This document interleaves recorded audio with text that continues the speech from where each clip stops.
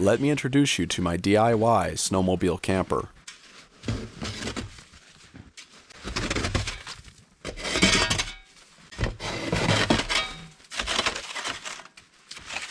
I built it last year with my dad, and I've taken it on several trips since then. This year, I doubled the insulation, and I'm currently prepping to take it on its first tour this winter.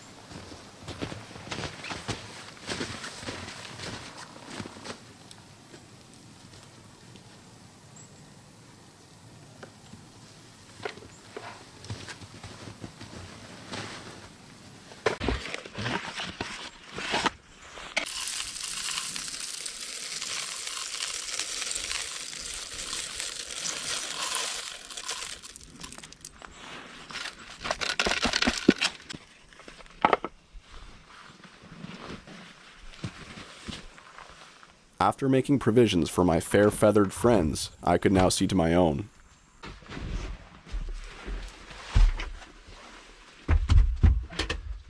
I've been looking forward to this trip because I will finally get to field test a heating system which I've developed for the camper.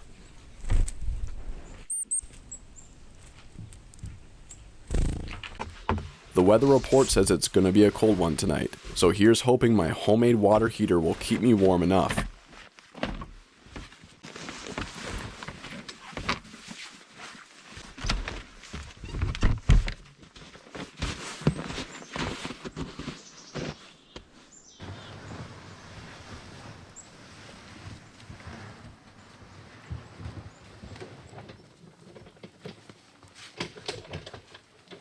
With the loaded camper in tow, I was underway.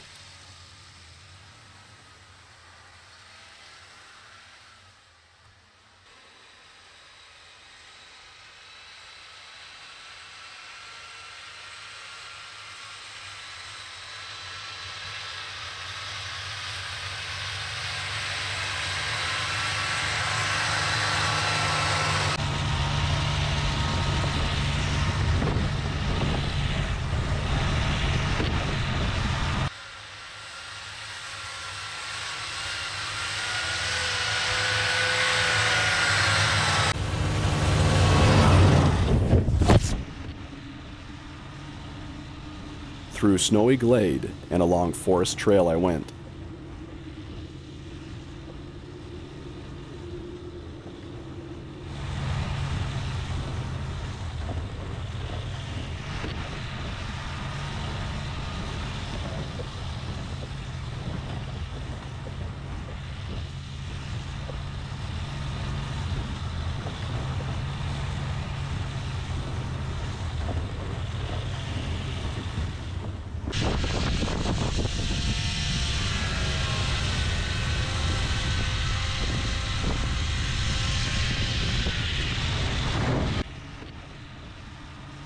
It was a day of mixed weather, overcast in the morning and snowy in the afternoon, with the odd patch of sun.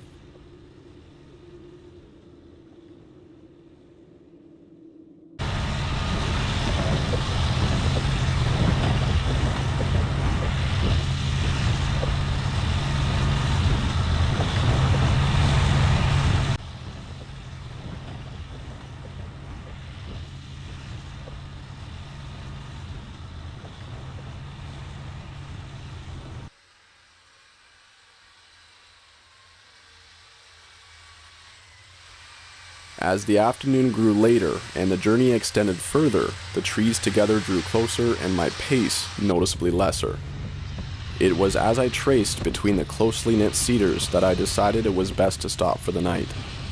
I didn't want to find myself at the end of a trail with no easy way to turn around. I began to look for a small clearing that I could camp in.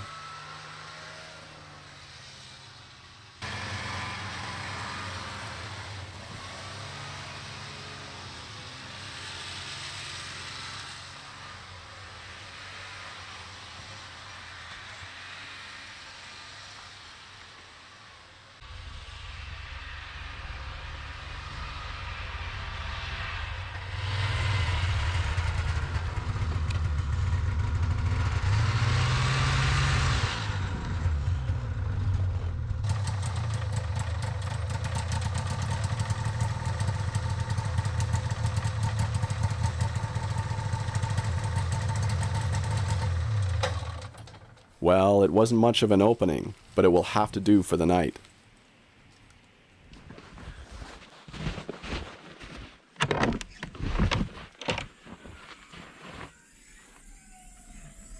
On the upside, the dense tree cover will provide excellent shelter from the wind. It was time to settle in.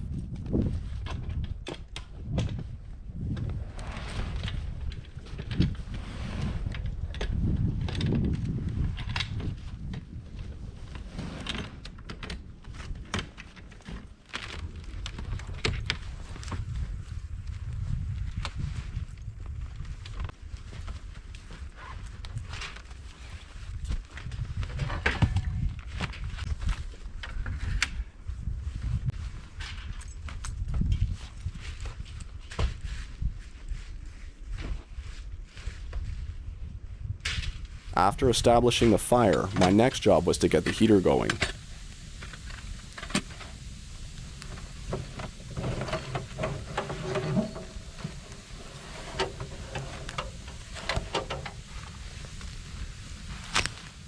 I filled the ammo can with a 50-50 mixture of environmentally friendly antifreeze and water, totaling about 30 liters of liquid.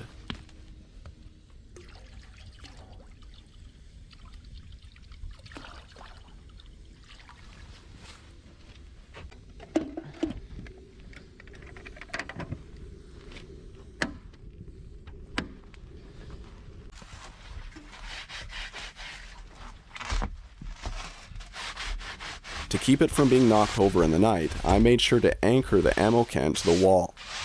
Next was the copper coil, which I had placed inside this lobster pot filled with sand.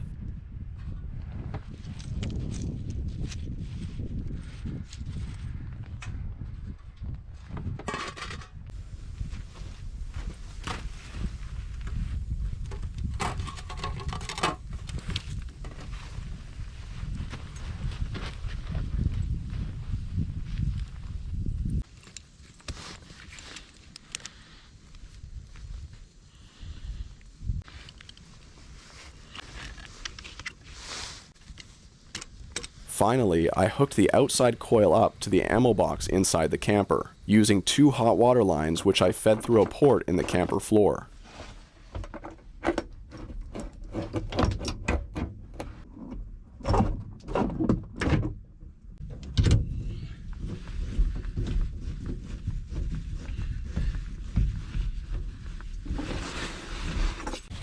I added pool noodles to the exposed water lines to insulate them from the cold and minimize their heat loss.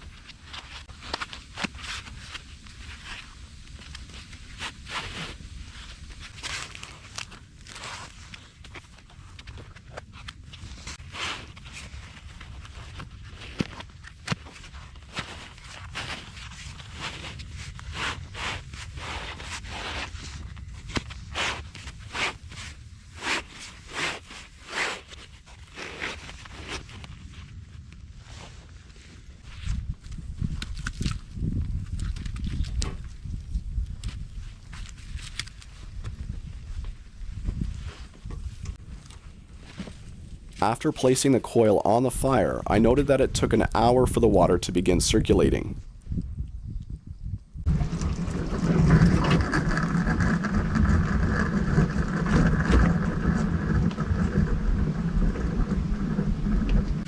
Since I've already spoken about this system in another episode, which I've linked in the description, I will give just a summary of how it works here. Basically, the water in the ammo can travels down into the coil where it's heated in the fire. The heated water then circulates back into the ammo can. As the water continues to circulate and heat up, the ammo can then radiates that heat into the camper. Once the fire goes out, the sand in the lobster pot and the water in the ammo can will act as thermal batteries, radiating their heat into the camper until it eventually dissipates. The hope is that the ammo can will absorb enough thermal energy from the fire to keep the camper warm until morning. That's the hope, at least. Once hooked up, I made sure that all 3 of the tank's valves were fully opened.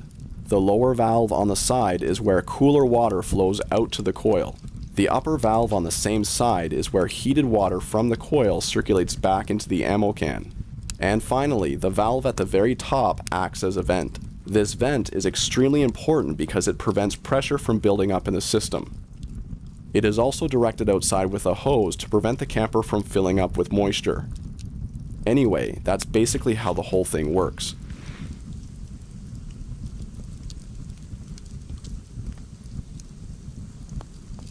After the system had taken several hours to sufficiently store the campfire's thermal energy, the camper temperature had risen to a toasty 21 degrees Celsius and rising, while outside it was minus 11 degrees and falling.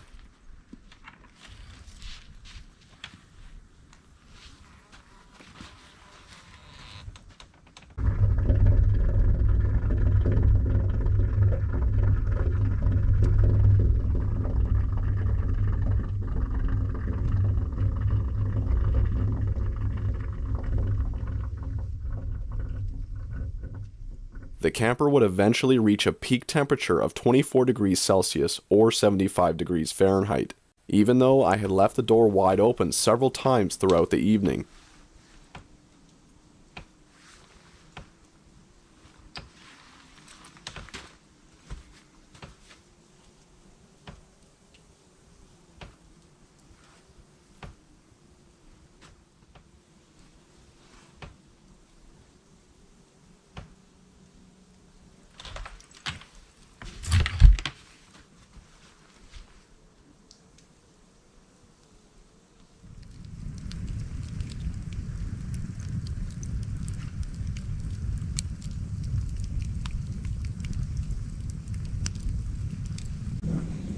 I noticed that there seemed to be a fair amount of steam escaping from the vent hose. This concerned me because I didn't want to lose too much water and therefore the camper's warmth to evaporation.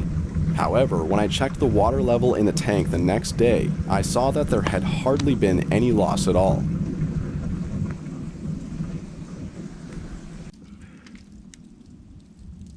Once it seemed that the water in the ammo can was about to boil, I removed the coil from the fire and allowed the system to coast for a little bit. The good news is that the water continued to circulate anyway, but no longer at a runaway pace.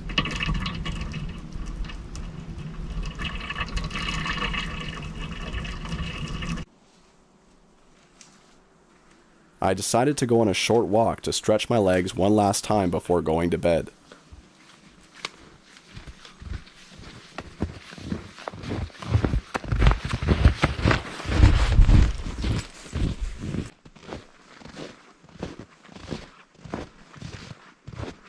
I've never gone a night out here without hearing at least one howl, and often many more.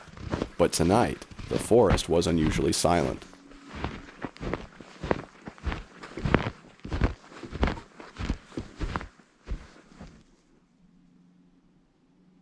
Were they sleeping, or were they watching? The temperature was continuing to fall and would reach minus 18 degrees Celsius or 0 degrees Fahrenheit by the wee hours of the morning. So I figured the coyotes had tucked themselves away in their warm dens, and I would be wise to do the same.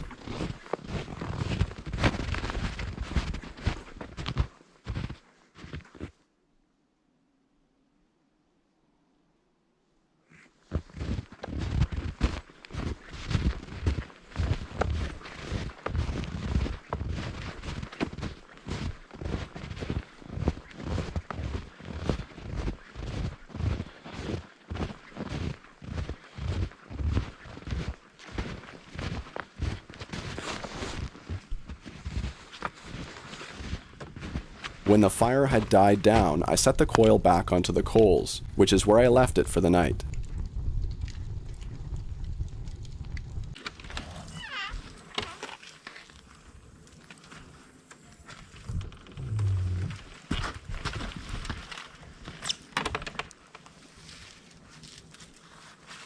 In order to keep the heat inside the camper, I would not be opening the door again until morning.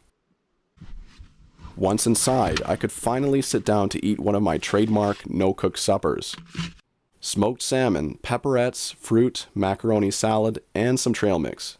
It isn't fancy, but it's practical. So as you can see, I'm settled in for the night.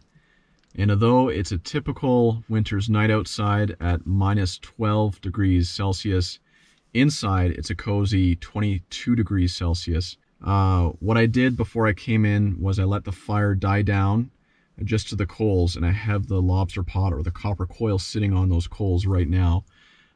So as the night continues, that heat will slowly dissipate.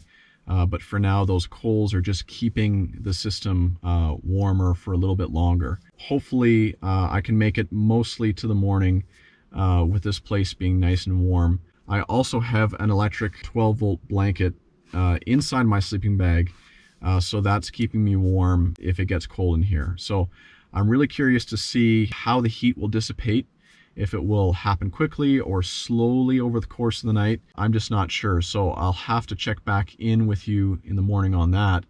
But the good thing is that this whole thing is insulated quite nicely. So the floor is insulated, the walls and the ceiling is also insulated. I have 2 inches of insulation on the walls, and above me I have an inch of insulation, foam board insulation, followed by 2 inches of space, which is where the roof rafters run. And then underneath that, there's an 1.5 inches of foam board insulation, followed by this cedar lumber here. So I think with the combination of having a couple sheets of foam board insulation above me and having some air between them, I think it'll make this roof really good for holding the heat that much longer. For how long, I don't know. So again, I'll have to check back in with you in the morning on that one. If you've been following along with my channel, you'll know that I've been developing this ammo can heater, or this copper coil heater, for several episodes now. In the summertime, I came up with a concept design and I was pleased with the results, but I also knew that there was some room for improvement. So through some research of my own and just some observations that I had made, I began to refine the system. At the same time, I had received so many comments from the outsider community, so many great ideas and suggestions to help refine the system further, just from different people all over the world, different walks of life, different skill sets and expertise. It was just really great hearing from all of you. So I've taken some of these suggestions and I've implemented them to just make a better system. I received several comments from people suggesting that I use pool noodles to insulate the water lines, and they are no doubt helping to improve the efficiency of the system because there isn't as much heat loss as they travel between the fire and the camper. I had also received so many suggestions from people saying that I should use antifreeze in the system. And initially, I just didn't want to use antifreeze because all the antifreeze that I've known is bad for the environment. So if I were to accidentally spill, it would be bad for the animals and for the plant life in the area. But as I read further through the suggestions, there were people saying that there's actually an environmentally friendly antifreeze that you can buy, and it's called RV antifreeze. So having the RV antifreeze mixed in with everything just gives me that peace of mind knowing that these lines aren't going to freeze up on me. So that's been a great suggestion that I've really appreciated. So I say all that to say a big thank you to the outsider community. I have really appreciated your suggestions, and really you've helped me refine the system. So this is as much your project as it is mine. So thank you so much. So here's a look at the foot of the bed. I've got everything packed in. On the right side, I have my drone bag, which it has to stay inside here so that the batteries don't freeze. The same thing with my camera bag, has my camcorder and GoPro. Over here I have a power bank, which is running the electric blanket in my sleeping bag, and of course the ammo can heater. It's really nice that it's at the foot of my bed so that I can put my feet up against it, and it keeps me nice and warm. So I can actually stretch out in here, but there's no more extra room. As well, I have my vintage LED cage lights, whatever you call them. The funny thing is that whenever I have an episode where these lights are shown, I always get people asking me where I got them from. So in this episode, in the video description, I've linked them. So if you want to know where I got these lights from, you can just click on the link and that'll be your answer. So yeah, I think I'm ready to turn for the night, and I'll see you in the morning.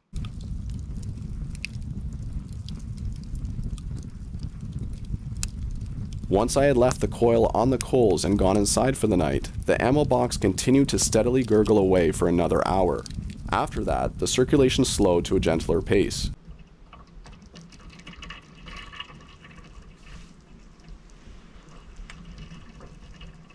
Just as it had taken the system 4 hours to reach peak circulation, it took the same amount of time for the circulation to stop after the fire had died down.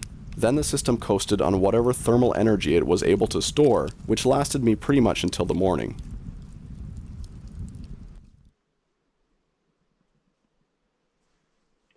Well, good morning. It's 8 a.m. and I'm just nicely getting up.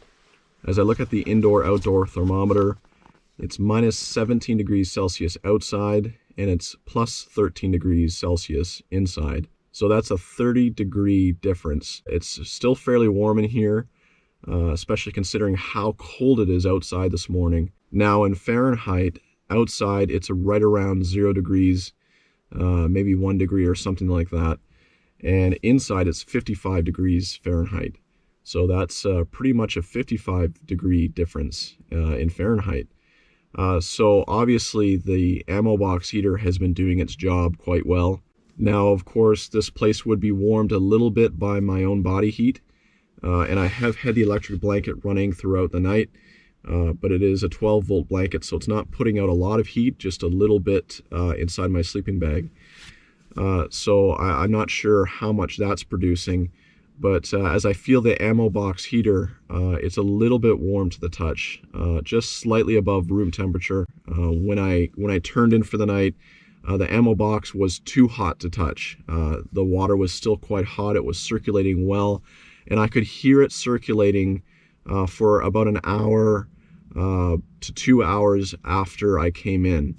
So the lobster pot in the sand, which is holding the coil, did a good job at retaining that heat and continuing to circulate even once the fire had died down to coals. Now I'm guessing that although I stopped hearing it circulate an hour or two after I came in, I think it was still circulating a little bit. It just was circulating so slowly that I really couldn't hear it happening in the tank. Last time I stayed in the snowmobile camper, I boiled some water outside on the campfire, and I filled up 2 military canteens, and I put them in here, and they stayed hot for, I would say, 3 to 4 hours until they lost pretty much all of their heat, and by morning there wasn't any heat left in them.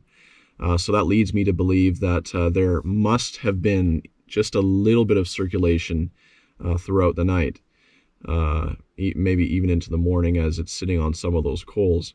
As far as my overall thoughts about the ammo box heater are concerned, I would say that this is obviously a system that works. It could use some refinement. It does need some babysitting. For example, if I had just left this ammo box in the roaring fire, it would probably begin to boil, which isn't a great thing. Everything's sealed up, but I wouldn't want to push the seals past their limits, and the boiling point would do that.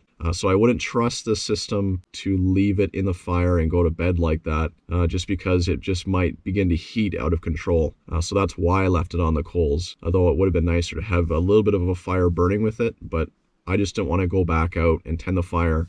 Once I close this door, I'm in for the night, because I don't want to open this again and let all of that hard-earned heat out of here. The downside of this ammo box heater is that it's really, really clunky, but it works. So I would say this is a great system in an off-grid application, but I would prefer to leave it hooked up. But since I'll be packing up the camper this morning and heading out, that means I'm going to have to break the system back down again and get it all packed up, which is a bit of a pain. So if I were staying here multiple nights or for an extended period of time, this system would make a lot more sense. But overall, I'm happy with how effective it seems to be. I'm quite warm in here, even though it's fairly cold outside this morning. Anyway, I'm gonna get my stuff together now and head out.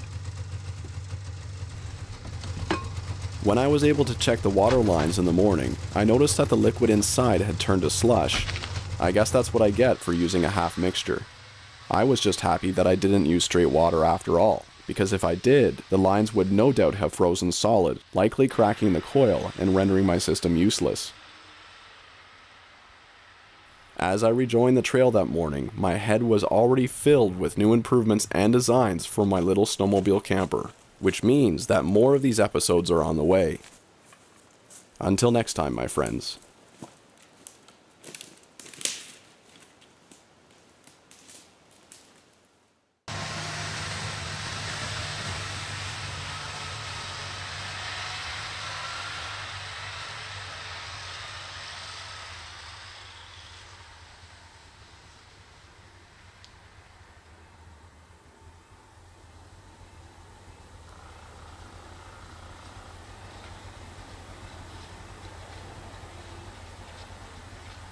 When it came to this journey, I think I covered almost as many miles on foot as I did on the sled.